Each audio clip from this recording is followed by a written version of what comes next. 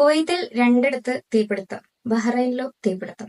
യുഎഇയിൽ 22 കാറുകളുടെ ടയർ പൊട്ടി അപകടം. ചൂട് കൂടി വരികയാണ്, അതേപോലെ അപകടങ്ങളും.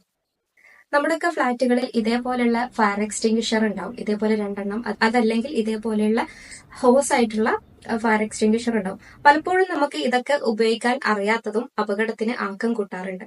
ഇത് വളരെ സിമ്പിൾ ആയിട്ട് യൂസ് ചെയ്യാൻ വേണ്ടി പറ്റുന്നതാണ്. 2 തരത്തിലുള്ള ഫയർ എക്സ്റ്റിംഗ്വിഷർ ആണ് സാധാരണ ബിൽഡിങ്ങുകളിൽ കാണാൻ വേണ്ടി പറ്റുന്നത്. പൗഡേർഡ് ആയിട്ടുള്ളതും അതേപോലെ കാർബൺ ഡൈ ഓക്സൈഡ് ആയിട്ടുള്ളതും. കാർബൺ ഡൈ ഓക്സൈഡ് ആണെന്നുണ്ടെങ്കിൽ നമുക്ക് അടച്ചിട്ട മുറികളിലൊക്കെ യൂസ് ചെയ്യാൻ പ്രയാസമായിരിക്കും. ആ റൂമിലുള്ള ആൾക്കാർക്ക് ദേഹാസ്വസ്ഥങ്ങളൊക്കെ അനുഭവപ്പെടാൻ ചാൻസ് ഉണ്ട്.